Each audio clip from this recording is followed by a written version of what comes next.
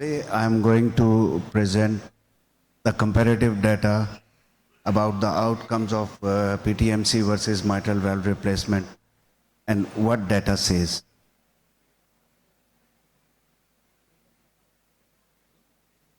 The objectives of my presentations are to understand immediate and long-term outcomes of PTMC versus MVR and to see the comparative data from recent cardiac surgery and cardiology studies and to learn the patient selection implications and practical recommendations. As we all know, the PTMC is balloon dilatation for rheumatic mitral valve stenosis, and mitral valve replacement will replace the valve with a prosthetic or otherwise mechanical one.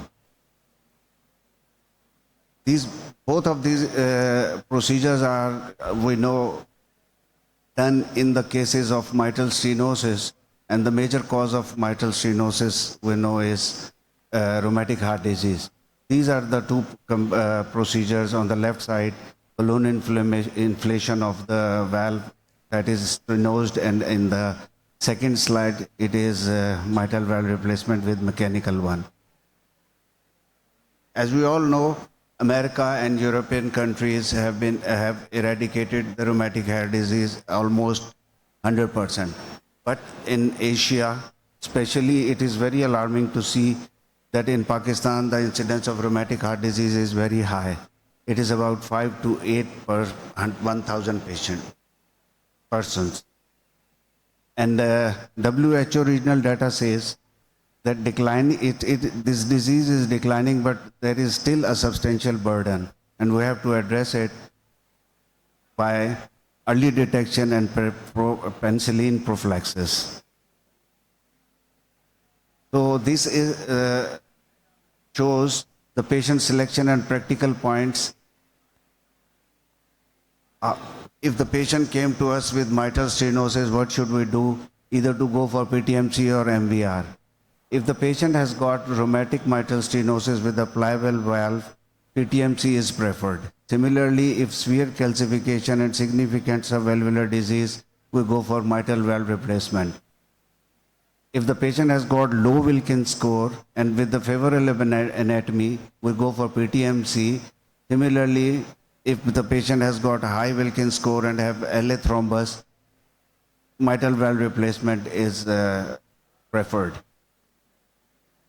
PTMC can be done in minimal MR, and the patient who prefer to avoid the surgery, if the patient has got MR more than mild or there is failed prior PTMC, we prefer valve replacement. So these are the procedural and economic comparison between PTMC and MVR.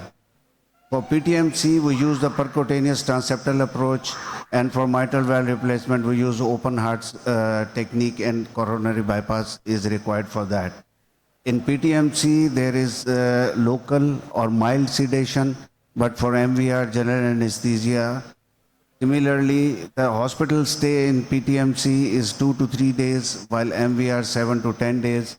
Recovery is rapid in PTMC, slower in MVR. The cost is lower 40 to 50% in PTMC, while it's higher in surgical group.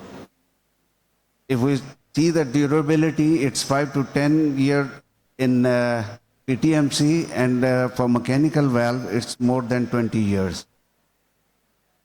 We use anticoagulation, long life in mechanical valve replacement, but there is no use of anticoagulation in PTMC group. It is used only if patient has got atrial fibrillation. Very high risk of reintervention in PTMC and rare in mechanical mitral valve replacement group. So it is the comparative data between trade-offs PTMC and MVR. If we see the restenosis and reintervention, it is higher in PTMC and low in MVR group. Procedural morbidity is lower in PTMC, higher in MVR.